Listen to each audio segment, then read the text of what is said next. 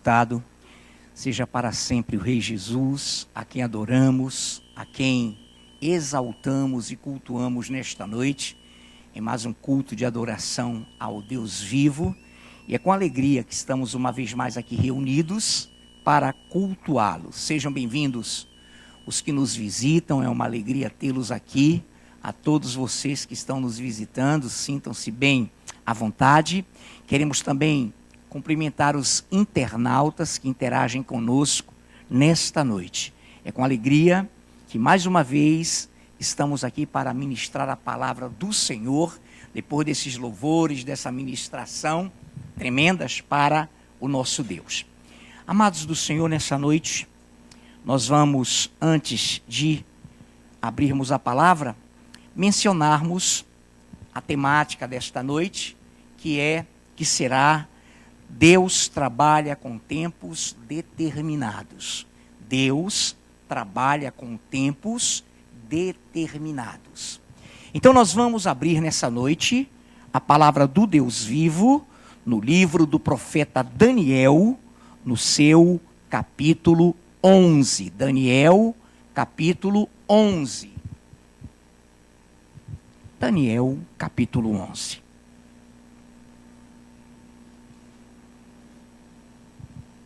Daniel, capítulo 11.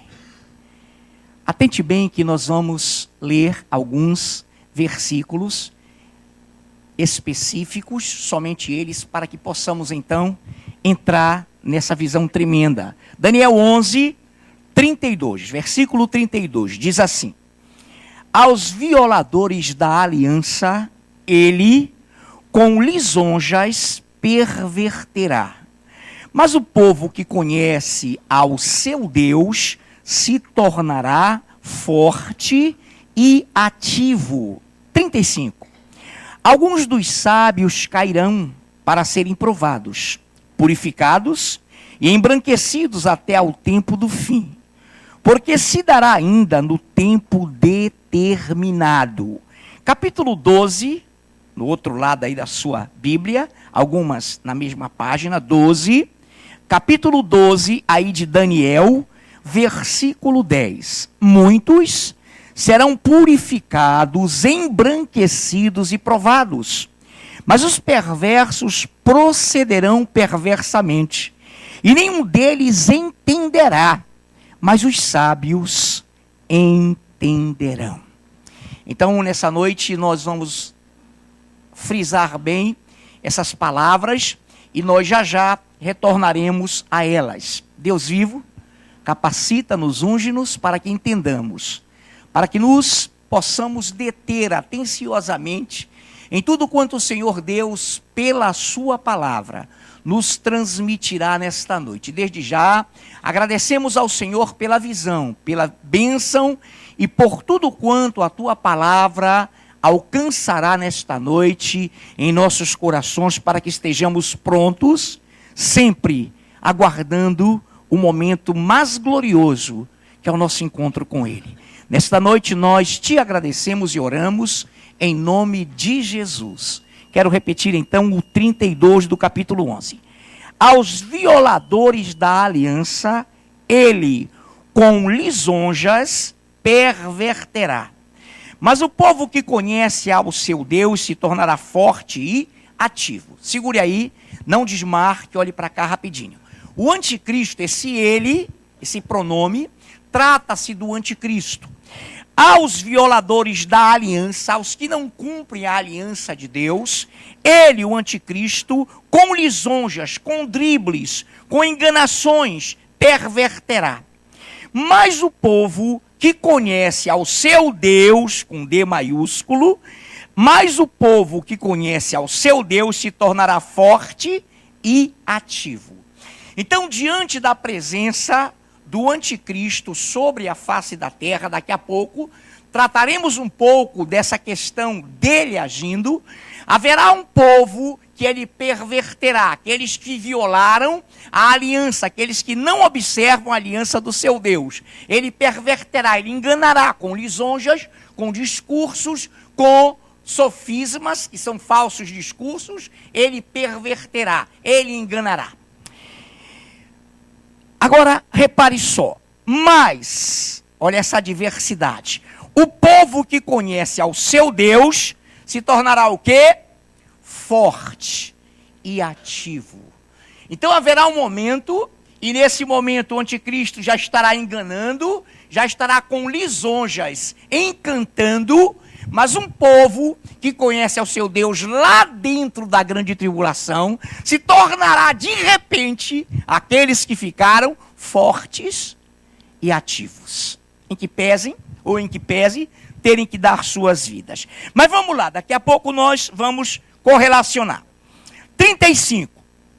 Alguns dos sábios cairão para serem provados, purificados e embranquecidos até o tempo do fim, porque se dará ainda no tempo determinado. Então entendamos algo muito importante. Tudo quanto Deus faz, tudo quanto Deus estabelece, tem um tempo determinado. Obedece uma programação celestial e inatingível e que se cumprirá no tempo determinado. 12 de Daniel, versículo 10. Muitos serão purificados, embranquecidos e provados, mas os perversos procederão perversamente, e nenhum deles entenderá, mas os sábios entenderão. Aqui se trata ainda dos momentos preliminares de um anticristo ainda não reinando. Muitos serão perversamente, por não terem condições de cumprir a aliança com o Senhor, se perverterão. Apocalipse 11 diz, daqui a pouco você consulta, continue o injusto a ser injusto, a praticar injustiça. Continue o puro a purificar-se, porque o Senhor virá. Então, amados, prestem bem atenção. Os tempos determinados do Senhor trazem sinalizações para a sua igreja. Toda a sua programação sobre a terra sempre foi estabelecida em tempos determinados. Muito bem. Nesse momento, então, prestem bem a atenção. Nesse momento, só para que você sintonize, para que você entenda, não é preciso ficarmos lendo detidamente, mas atenção. Um texto que se encontra também aqui em Daniel, diz que o povo que não observou a aliança, o povo que não se manteve fiel, ficará no momento onde as semanas proféticas de Daniel estabelecem, nós sabemos disso, mas ele fala um tempo, 2 tempos e metade de um tempo, que serão 7 anos de grande tribulação. Muito bem, isso é efetivo, vai se cumprir, para que tenhamos uma ideia. Um outro momento tremendo, para que você possa entender, não abra, apenas consulte daqui a pouco. Em Mateus, se quiser abrir, pode, Mateus 2:7, diz assim. Mateus 2:7. Com isto, Herodes, tendo chamado secretamente os magos, inquiriu deles com precisão quanto ao tempo em que a estrela aparecera. Todos nós sabemos que os magos não eram encantadores, eles eram astrônomos e eram reis de províncias. E eles foram obedecendo e obedientes a uma sinalização de uma estrela que num tempo determinado apontaria o nascimento do ungido de Deus, o nascimento do Messias na terra. E todos nós sabemos disso. Então os magos chegaram e Herodes, que era rei, inquiriu, secretamente chamando-os, inquiriu. Essa palavra inquiriu significa ele questionou com autoridade de rei.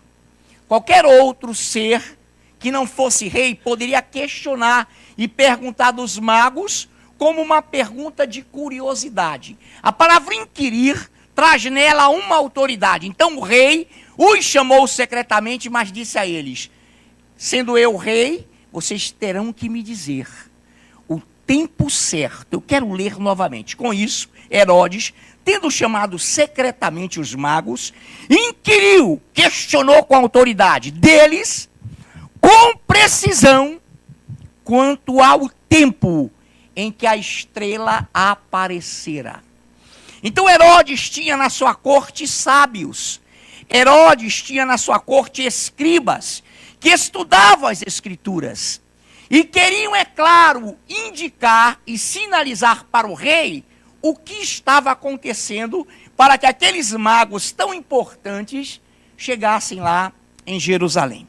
Muito bem, então o rei os chama e diz a eles: eu quero saber de vocês com precisão quanto ao tempo em que a estrela apareceu e vocês identificaram. Muito bem. Um outro momento importante para que você entenda que Deus trabalha com tempos determinados, o outro tema tremendo se encontra em Lucas 2. Querendo abrir, podem. Lucas capítulo 2 é uma passagem um pouco mais extensa e você vai fixar-se nela.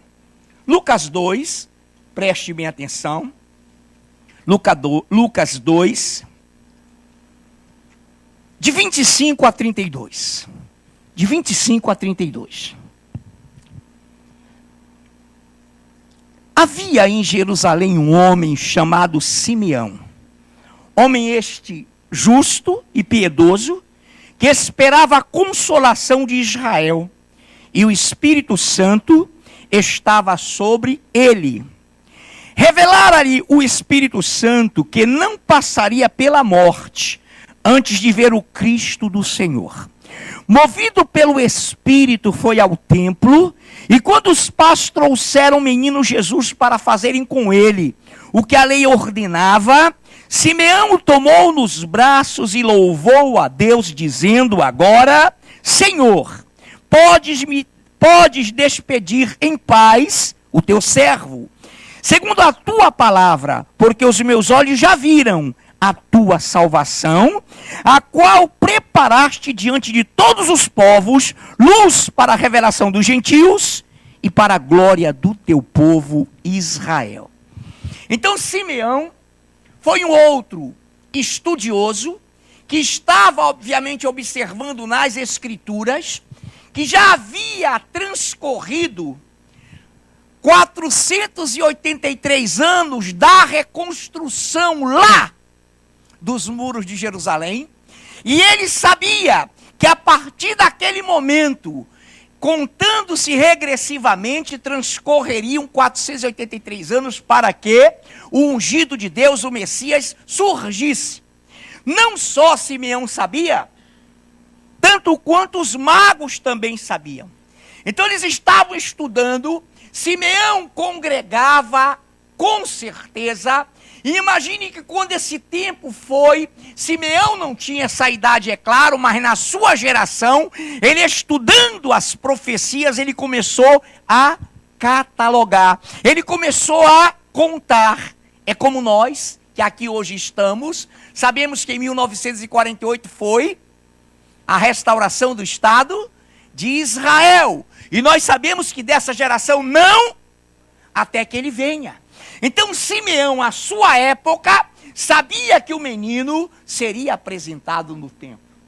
E imagine quando se contabilizou aquele tempo, Simeão congregando, começou a pensar assim: Senhor, janeiro, fevereiro, março, abril, de 483 anos que o templo lá, o ungido, eu parei em que mês? Olha como vocês estão atenciosos.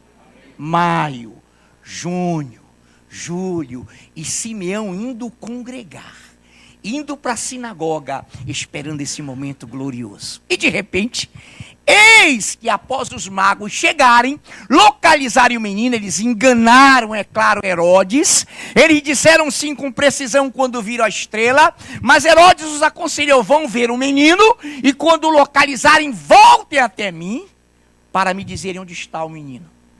Herodes queria matá-lo, e iria matá-lo.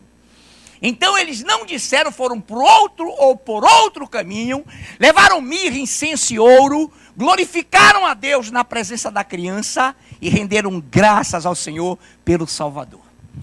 Simeão estava no templo E lá vem o Senhor para ser consagrado, para passar pelo processo judaico, da circuncisão e de outras coisas mais, 8 dias de nascido. E lá o menino entra no templo. Simeão, sentindo que era ele, tomou-o nos braços e glorificou a Deus, porque o Espírito Santo revelara a ele de que ele não morreria sem que antes visse o menino, o Salvador, o Deus vivo, feito Emanuel, Deus conosco. Então Simeão tomou nos braços e louvou a Deus, dizendo: agora, Senhor, podes despedir em paz o teu servo, segundo a tua palavra, porque os meus olhos já viram a tua salvação. Salvação esta que preparaste diante de todos os povos, luz para a revelação aos gentios e para a glória do teu povo de Israel. Então tudo de Deus foi programado. Tudo com Deus é programado. Deus trabalha com tempos determinados. Muito bem. E nessa noite nós sabemos também, Igreja do Senhor, que estamos e vivemos numa geração. Houve um dos nossos retiros há tempos atrás, alguns hão de lembrar-se, que o tema dele foi uma geração, exatamente, o olhar de vocês é tremendo, uma geração de risco. Refiro-me àqueles, amados, que eram da época, tá? Tem amados irmãos que ficaram assim, não. É porque vocês, alguns, claro, não eram dessa época. Uma geração de risco. Vivemos uma geração de risco. Muito bem. Então, diante desse quadro, acrescenta-se a ele já quando Jesus mandou chamar Natanael. Quantos se lembram do Natanael? Quem Jesus indicou para chamar Natanael? Filipe. Filipe foi até Natanael e disse: olha, vem ver aquele a quem nós esperamos.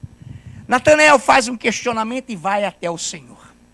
O Senhor então olha para ele e disse assim para ele: antes de Filipe te chamar, antes de Filipe lá te invocar para vir até mim, eu te vi debaixo da figueira. E era um costume judaico dos judeus tribais, ou das tribos de Israel, estudarem as escrituras debaixo da figueira. O Senhor estava dizendo a Natanael: eu vi você estudando a palavra debaixo da figueira, conferindo se essa era a época adequada para que eu fosse o Messias. Era isso que ele queria dizer. Ele só falou assim: antes de Filipe te chamar, eu te vi debaixo da figueira. Natanael, profundamente emocionado, disse: Senhor, tu és o Cristo de Deus. E ele, porque te disse, te vi debaixo da figueira, dizes, Natanael, que eu sou o Cristo bendito de Deus, maiores coisas tu verás. E te digo que tu também verás o Filho do Homem vindo com poder e grande glória, e anjos descendo e subindo com ele para a glória do Deus Pai. Irmãos, nós adoramos um Deus vivo, predeterminado, todas as profecias, local, tempo, época, como, onde, quando, foram profetizadas a respeito dele, foram profetizadas a respeito dele.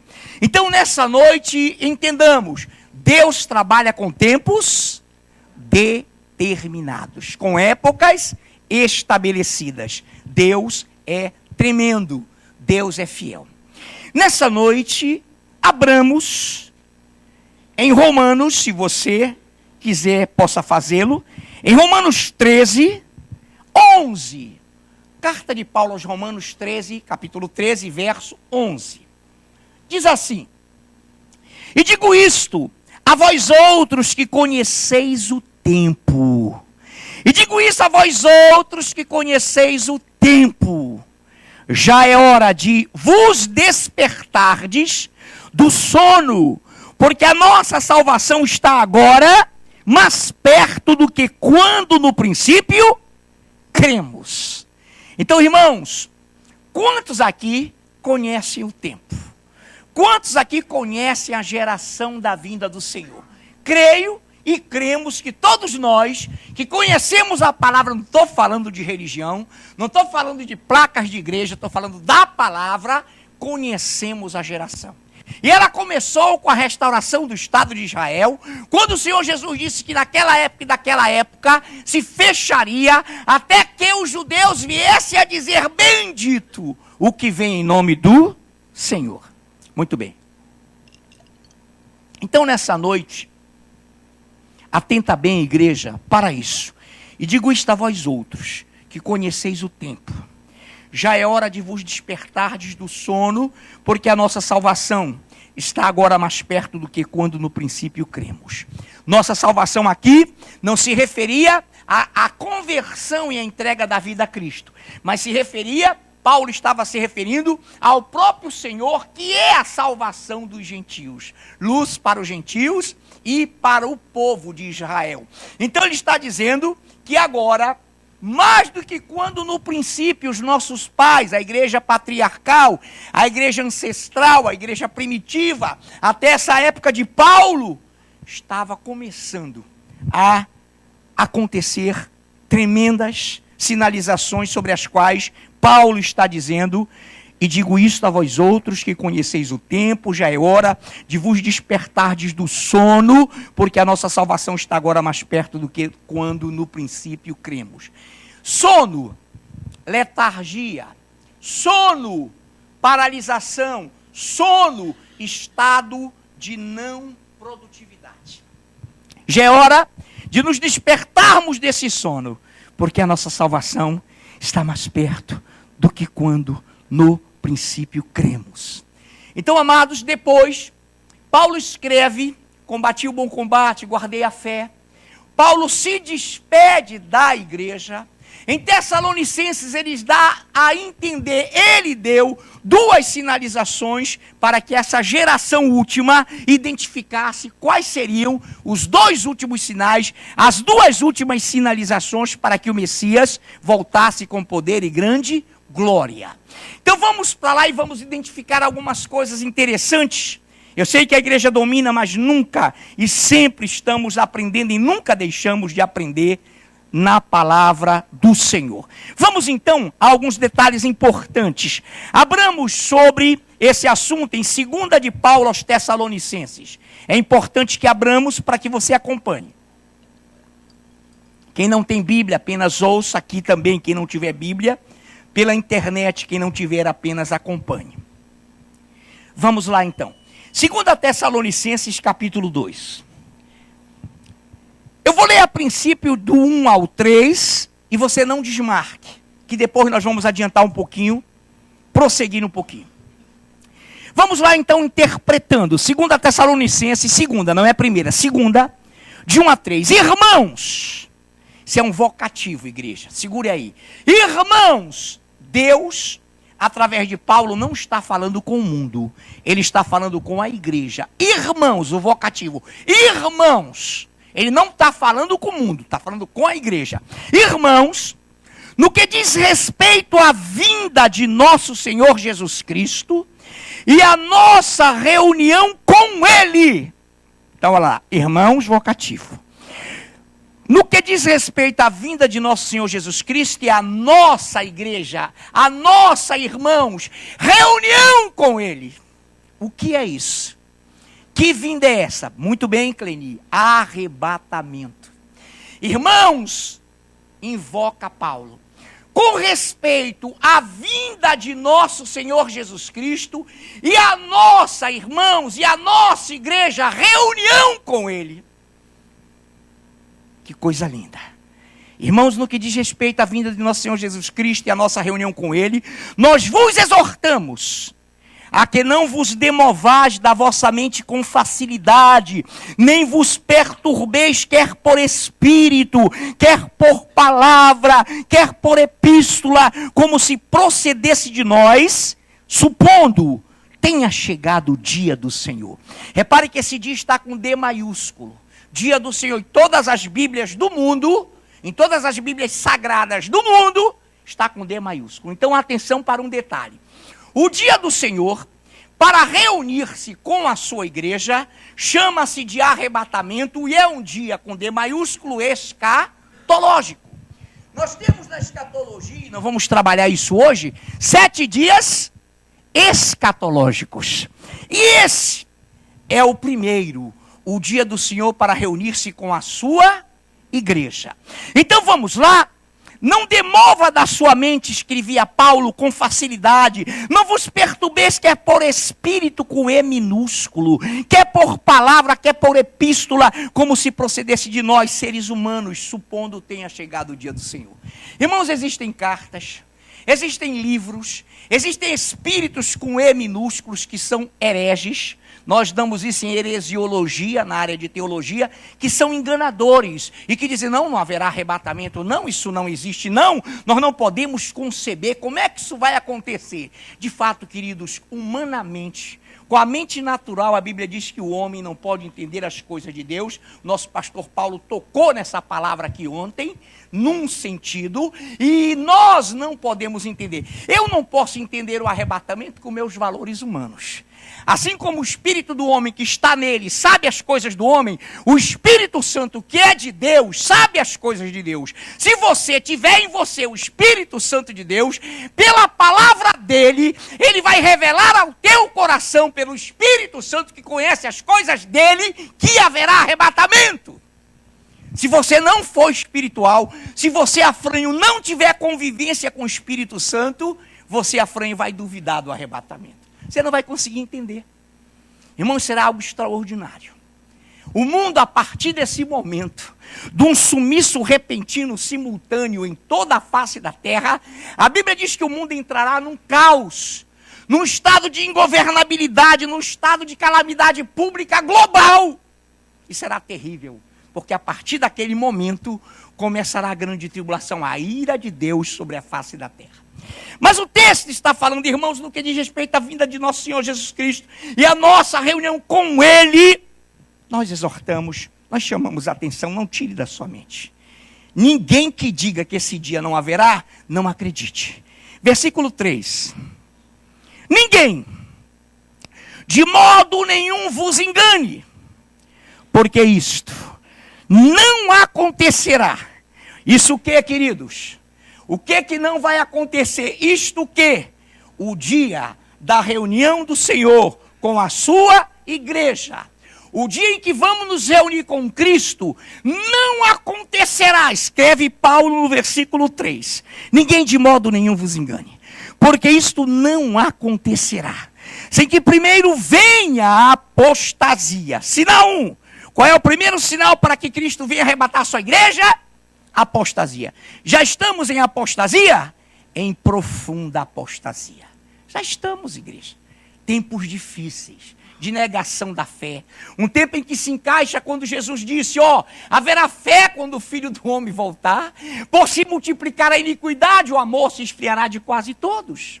Eu louvo a Deus e sou muito feliz, eu creio que nossos pastores, todos nós, toda a liderança, sabem por quê? Porque é um milagre tê-los conosco congregando, quando nós pregamos a palavra como ela é. Irmão, isso é um milagre. Bote a palavra como ela é, nesses templos que pregam mercenariamente, que cobram oração, que cobram isso, que cobram aquilo, e que exploram e que mentem. Pregue a palavra como ela é, 3 dias. E uma multidão vai bater em retirada, porque farão como os discípulos disseram a Cristo. Quem pode suportar esse discurso? Quem pode suportar essa palavra? Aí Jesus falou, vocês também querem se retirar? As multidões vazaram quando ele parou de multiplicar pães. As multidões vazaram, fugiram quando ele parou de multiplicar os peixes. E o Senhor disse, eu sei que vocês estão aqui, não por causa da palavra, mas por causa da comida.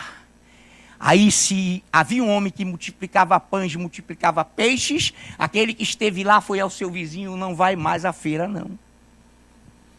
Não vai mais comprar peixe não, que tem um camarada aí que multiplica peixes, que faz uma coisa, meu irmão, vai ser muito legal. Então, é um milagre vocês estarem aqui tanto tempo. Eu louvo a Deus por isso, porque eu sei que estou diante de uma igreja que teme ao Senhor, que ama a palavra do Senhor. Anote que eu estou falando, que o Senhor vai falar isso para você já já. Você ama, você não tem negado o nome do Senhor. Você não aguentaria ficar aqui tanto tempo. Amém, meu amado? bem, igreja amada, então olha lá. Ninguém de modo nenhum vos engane, estou no 3. Ninguém de modo nenhum vos engane, porque isto que? A nossa reunião com Cristo não acontecerá sem que primeiro venha apostasia e seja revelado o homem da iniquidade, o filho da perdição. Quem é esse? O anticristo. Ele vai ter que aparecer. Nós já sabemos quem é ou qual é o perfil dele. O perfil nós sabemos. Ele será viabilizado pela nova ordem mundial via ONU e será anunciado para o mundo e as nações todas o apoiarão. Os países parlamentaristas, os países monárquicos, os países presidencialistas o apoiarão. Todos emprestarão uma besta a esse governo humano, a sua autoridade. Mas vamos lá ao texto. Igreja, não se engane, disse Paulo. Ele partiu, ele deu tchau, ele entendeu que não era na sua época. Ele escreveu até, olha, eu queria mesmo, sabe, ficar na carne, ficar assim como homem, para ajudá-los, para distribuir com vocês frutos, para ter uma interação na palavra com vocês, mas sei que se partir é incomparavelmente melhor, porque estarei imediatamente com Cristo. Paulo sabia que na sua morte também ele estaria com Cristo. Jesus advertiu os discípulos, olha, cuidais que o vosso tempo é presente, o meu é eterno.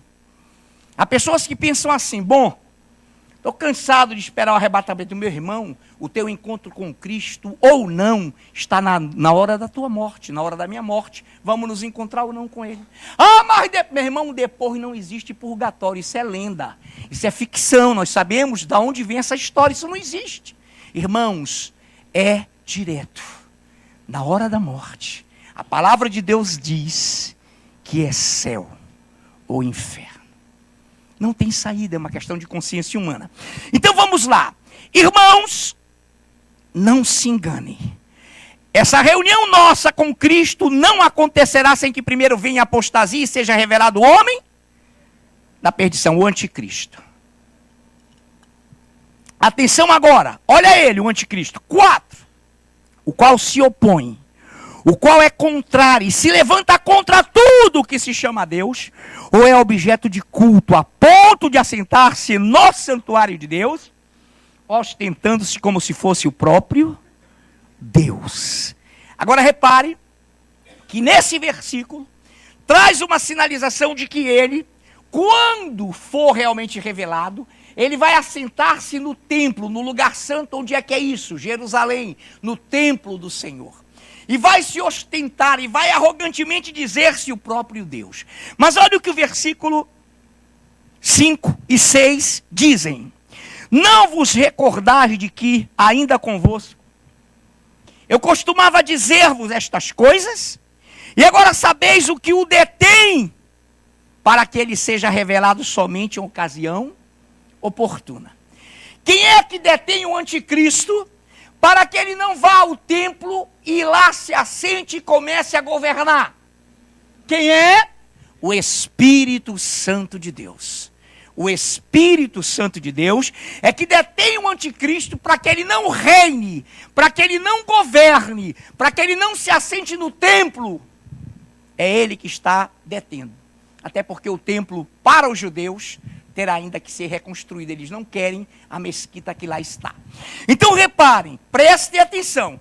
Não vos recordais, disse Paulo, eu ainda convosco, costumava dizer-vos estas coisas. Paulo lembra essa igreja quando estava lá. Paulo faz com essas palavras no passado arremeterem-se para a nossa época e nos advertirem também. E agora sabeis o que o detém, que detém o homem da perdição, que detém o iníquo, o filho da perdição, para que ele não se revele, para que ele não governe, somente em ocasião própria. Uma pergunta que você não vai responder, para que possamos raciocinar. Por que o Espírito Santo não quer que o anticristo governe agora? Vamos elucidar, você sabe, nós sabemos. Repare uma coisa, preste atenção agora, eu vou retroceder e você só fique atento, não desmarque, para que não atrapalhe o seu raciocínio. Eu vou ler para você, você fique nesse texto e eu vou voltar a ele. Gênesis 19:15, preste atenção.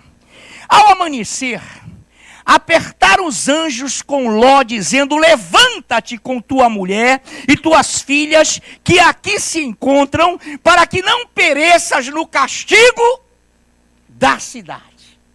Os anjos: Ló, rápido, pega tua mulher, tuas filhas, rápido, que nós não queremos que tu morras no castigo da cidade. O que ia acontecer quando Ló e sua família saíssem? O que ia acontecer? Deus ia derramar a sua ira sobre Sodoma e Gomorra. O que aconteceria quando a família do homem de Deus saísse? Deus ia derramar a sua indignação, a sua ira, a sua tribulação sobre Sodoma e Gomorra, e ia destruir as cidades.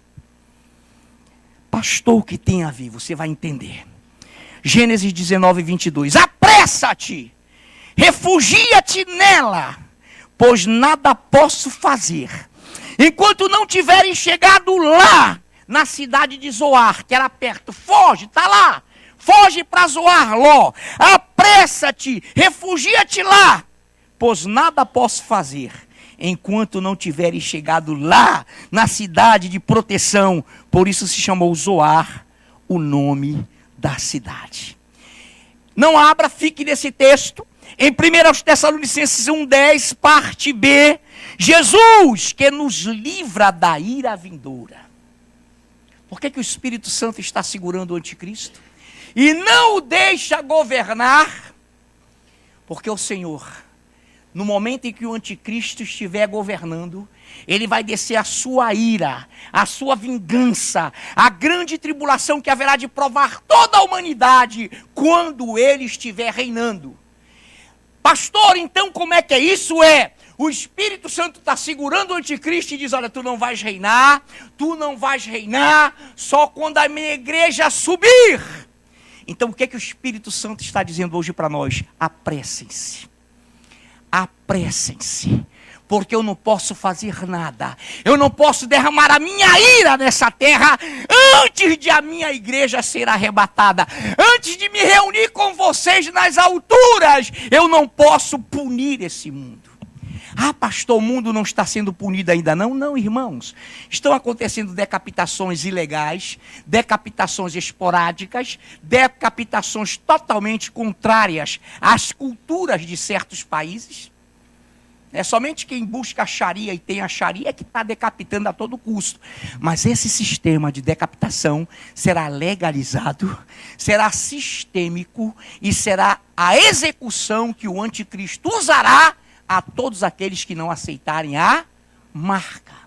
Hoje parece brincadeira, né? Hoje parece uma brincadeira, mas um dos ministros do Tribunal Superior Eleitoral citou uma parte do Alcorão, mentindo, dizendo assim: olha, eu sou diácono de uma igreja, lá conversei com o meu pastor, e eu quero dizer para vocês aí, jornalistas, que falaram contra mim, porque ele está envolvido na Lava Jato, que a ira do profeta, não existe ira do profeta, isso está lá no Alcorão. A ira de Deus existe na palavra de Deus. Os profetas de Deus não se iram, eles anunciam, eles mostram a ira de Deus. Mas ele falou a ira do profeta. Ele falou: não vou falar o que vai acontecer com vocês, não. Um ministro, irmãos, um juiz, ele falou: vou fazer o gesto. Você está entendendo o que está acontecendo nesse país? Irmão, está pronto para o arrebatamento. Os judeus esperam no seu ano agora 5.777, porque eles não pararam para Cristo, continuaram. Nós não, seguimos o calendário gregoriano, sabemos que dista antes e depois de Cristo. Mas escute o que eu vou lhe dizer. Não vos recordais de que quando convosco eu costumava dizer-vos essas coisas. E agora sabeis o que detém, aí você leu lá em cima, o anticristo, para que ele não seja revelado somente em ocasião própria.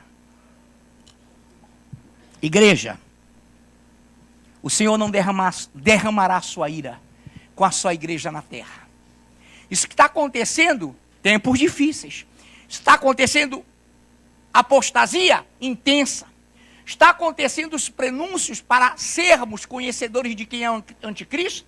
Até já sabemos. Claro que estamos. Falta pouco, igreja.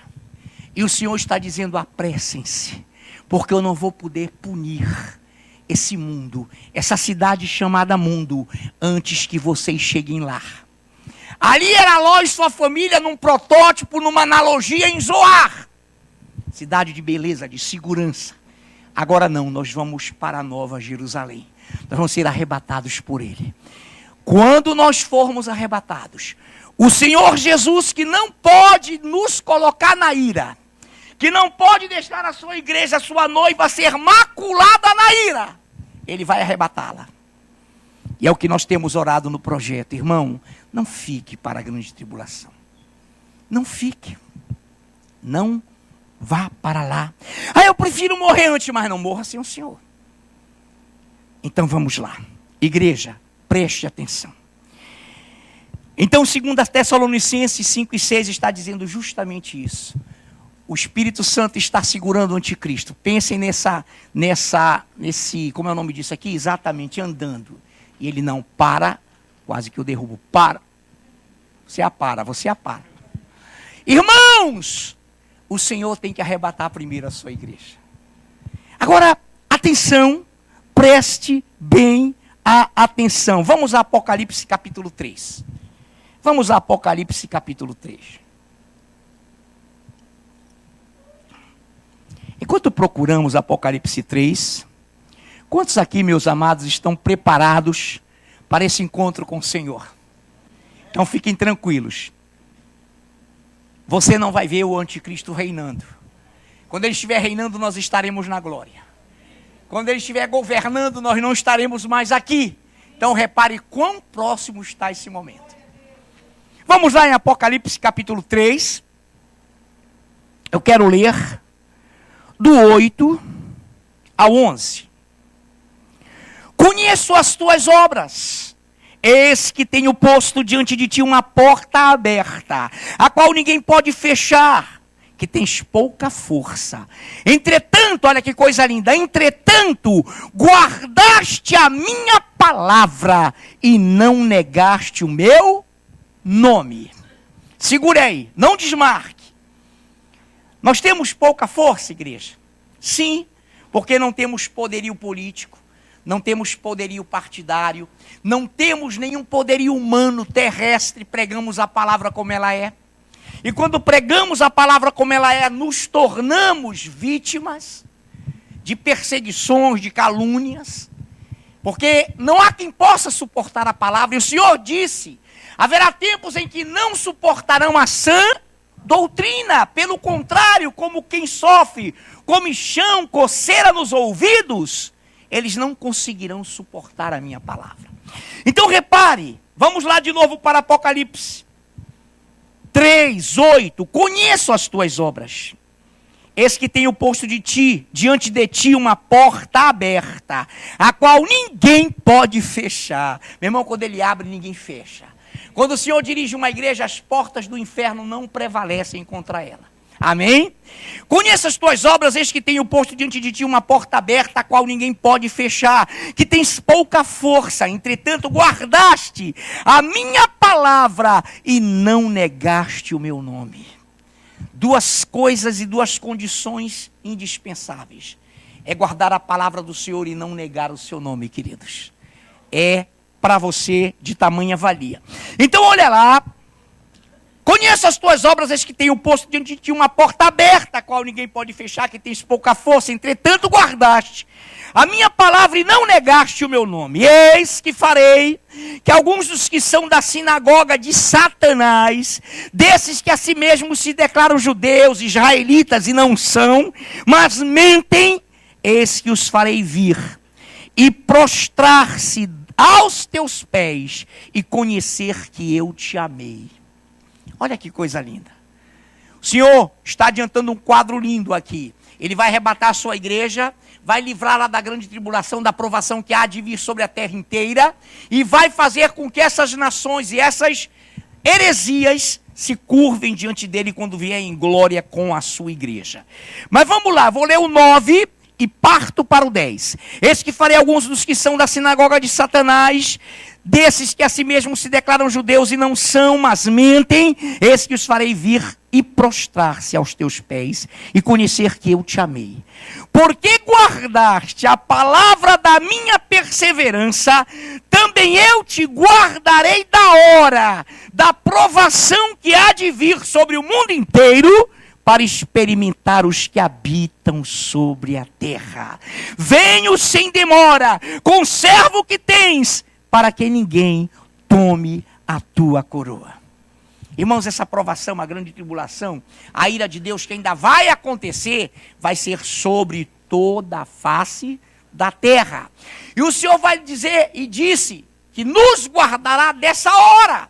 Essa hora não são 24 horas, é um tempo de 7 anos, e nós sabemos disso, pelos quais a igreja não passará. Não, pastor, alguém diria, mas aqui tem livros, olha, carta, epístola, cuidado com isso, que diz que não, que nós teremos que passar, porque se todo mundo vai passar, por que a igreja não? A resposta é clara, Deus não quer. Deus não quer a sua noiva na grande tribulação. Deus vai subtraí-la, vai raptá-la num abrir e fechar de olhos. Um piscar de olhos não tem nem um segundo. São frações, olha aí, de segundos. E ele vai nos levar. E nós seremos salvos, guardados, preservados dessa hora que vai provar todas as nações. Todos os que habitam sobre a terra. Por que é a grande tribulação? Porque será sobre toda a terra. Amém, amados? Muito bem, queridos, nessa noite, preste bem atenção. Internauta, nós não estamos com nossos telespectadores mais ou menos há um mês e tal, nós paramos um pouquinho, são anos e anos a fio. Então atenção, igreja do Senhor, para esse momento sobrenatural, faço questão de ler com a igreja, esse momento sobrenatural, glorioso. Agora é 1 Tessalonicenses, abra lá, igreja, e vamos pensar um pouquinho nisso. 1 Tessalonicenses 4. Quantos acharam?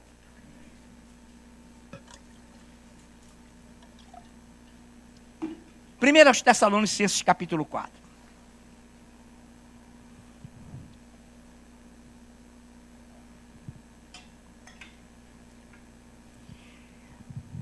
Segura aí. Havia naquela época um questionamento na igreja, como pode haver hoje. Qual era a questão? Mas para lá. Se nós tivermos morrido, se nós tivermos falecido, e quando vier esse dia que Cristo vai arrebatar a sua igreja, nós sabemos que vamos, diziam para Paulo. Mas como vai ser isso? Os que dormem em Cristo, como será isso? Então vamos lá? 1 aos Tessalonicenses capítulo 4, a partir do verso 15. Ora, ainda vos declaramos por palavra do Senhor isto, nós, os vivos, os que ficarmos até a vinda do Senhor, de modo algum, precederemos os que dormem. Eita, olha a resposta. Pastor, se eu morrer amanhã, fique tranquilo, ninguém quer morrer aqui, amém, irmão? Nem eu, nenhum de nós. É uma glória, mas nós não queremos. Salmos 127, Deus diz que se alegra com a morte dos seus santos, dos seus separados. Não é o caso de desejarmos. Mas repare, nós que estivermos vivos na hora do arrebatamento, não iremos antes dos que morreram. Olha que coisa linda. Então vamos continuar. 15. Ora, ainda vos declaramos por palavra do Senhor, isto, nós, os vivos, os que ficarmos até a vinda do Senhor, de modo algum precederemos os que dormem. Porquanto o Senhor mesmo, dada a sua palavra de ordem, ouvida a voz do arcanjo e ressoada a trombeta de Deus, descerá dos céus, e os mortos em Cristo ressuscitarão primeiro. Os mortos em Cristo de todas as épocas ressuscitarão primeiro. Ah, pastor Abraão, Isaac, sim! A Bíblia diz, irmãos, que Cristo foi gerado para morrer, estava no coração de Deus antes da fundação do mundo. Então Abraão, Isaac, Jacó, todos os salvos do Velho Testamento foram salvos por ele. Alguns até foram trasladados, nós sabemos disso. Mas vamos lá. Porque o Senhor mesmo, versículo 16, dada a sua palavra de ordem, ouvida a voz do arcanjo e ressoada a trombeta de Deus, descerá dos céus. E os mortos em Cristo ressuscitarão primeiro. Depois nós, os vivos, os que ficarmos, seremos arrebatados juntamente com eles. Eles quem? Os mortos ressurretos. Os mortos ressurretos. Apocalipse diz que os rios, os pântanos, a palavra darão seus mortos, porque o espírito deles já está com o Senhor. Por isso que Paulo falou, olha, para mim, ficarei na carne para ajudá-los, mas se morrer, será incomparavelmente melhor, porque estarei, olha a palavra, imediatamente com Cristo. O ladrão da cruz, Senhor, lembra-te de mim quando vieres no teu reino. Hoje mesmo tu estarás comigo no paraíso. O ladrão está com o Senhor, seu espírito, seu intelecto, seus sentidos. O corpo é que vai ressuscitar para receber esse espírito em corpo de glória.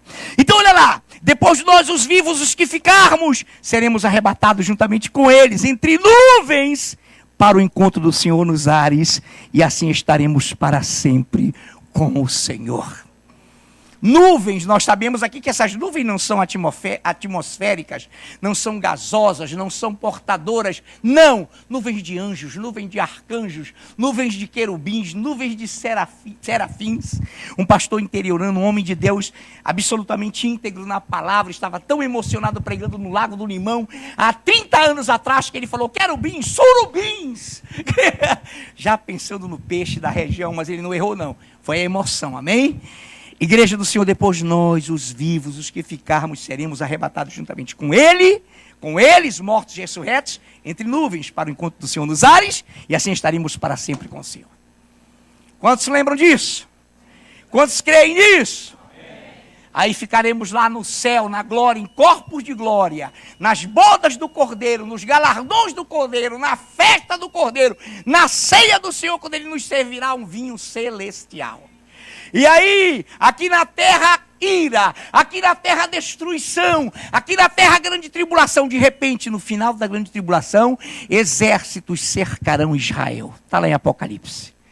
Exércitos da China, da Ásia, da Índia, Turquia, Rússia, para executar o povo judaico. E o anticristo matando, marcando Elias e Enoque aqui, já testemunharam que houve arrebatamento, já calaram o anticristo e o chamaram de mentiroso, serão executados, serão mortos, serão arrebatados publicamente.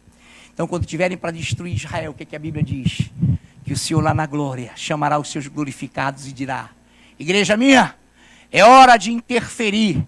E ele virá com poder e grande glória. A igreja como um mar de vidro, nuvens de vidro, nuvens de arcanjos, serubins, serafins, querubins, criaturas aladas, sai para lá, surubim, e ele virá conosco, e a Bíblia diz que todo olho, toda boca, toda língua, todo joelho se dobrará, e ele vem com poder e grande glória. Vamos aplaudir esse Deus?